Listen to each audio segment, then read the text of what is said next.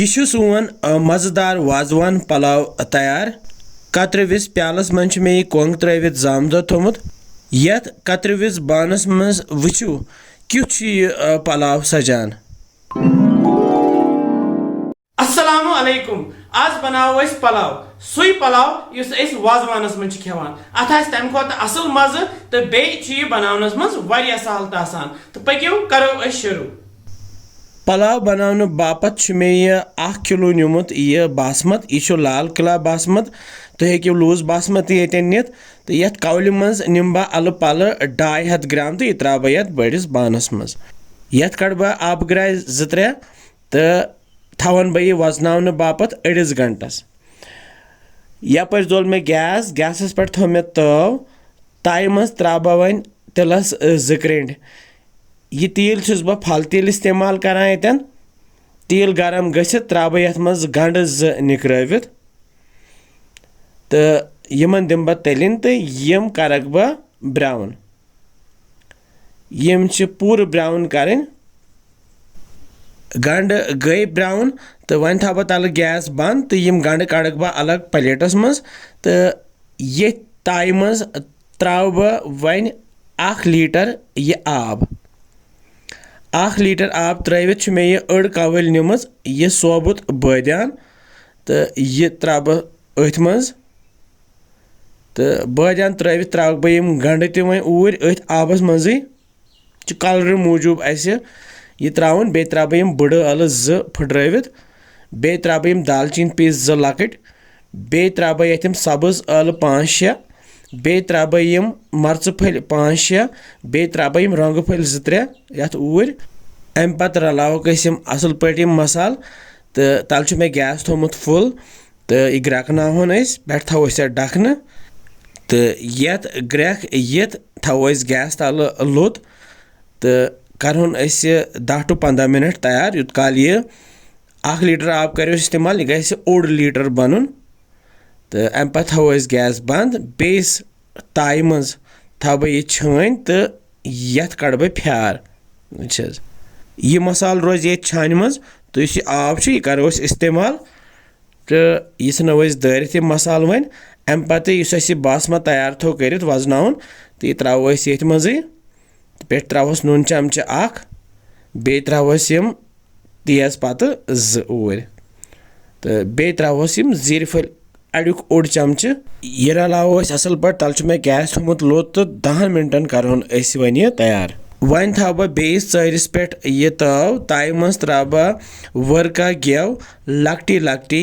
3 चमचे गो दयम यह गोस 3 गेव त्रित त्रा बह यथ मज वन ड्राई फ्रूटो मज त्रा बह गोथी बादाम मे गोथी वजनवित थमित ततिस आबस मज अत तुल मे देल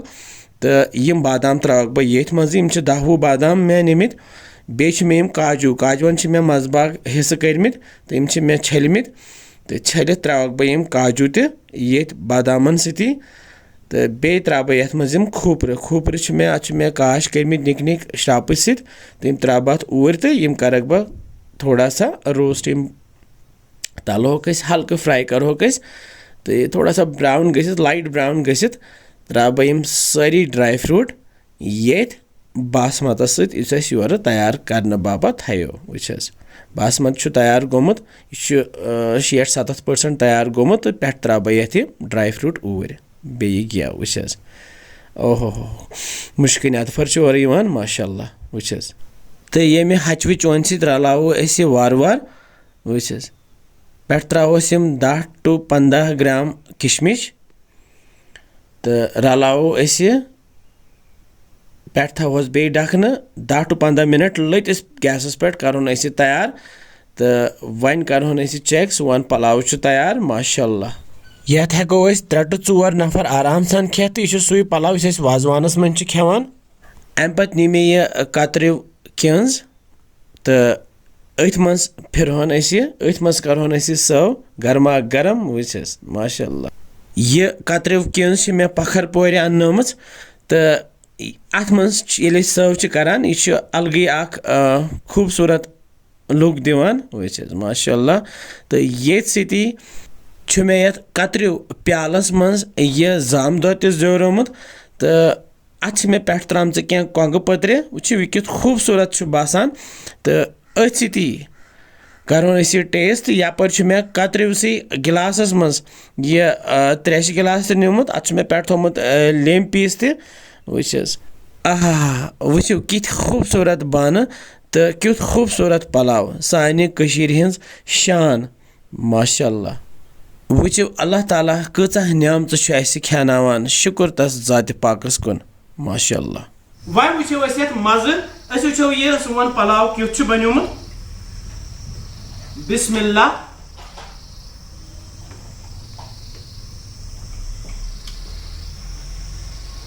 واریاہ مزٕدار بالکل یتھ چھُ تیُتھُے مزٕ یُتھ أسۍ وازوانس منٛز چھِ کھٮ۪وان واریاہ زبردست وۄمید چھِ زِ تُہۍ تہِ بنٲیِو یہِ گرِ تہٕ تۄہہِ ییٖوٕ یہِ ضروٗر پسنٛد اگر پسنٛد ییہِ تہٕ کمنٹ سیکشنس منٛز ٲسۍزیو لیکھان کہ کِژھ چھو تۄہہِ باسان یِم سانہِ ریسِپیٖز بیٚیہِ ٲسۍزیو سۭتۍ سۭتۍ فالو بٹن تہِ دباوان تہٕ بیٚیہِ ٲسۍزیو شیر تہِ کران تہٕ انشاء اللہ سمکھو بیٚیہِ کینٛژھن مزٕدار نین ریسِپین سۭتۍ تیُتھ کال تھٲیزیو پنُن خیال بِہِو رۄبس حوالہٕ السلام علیکم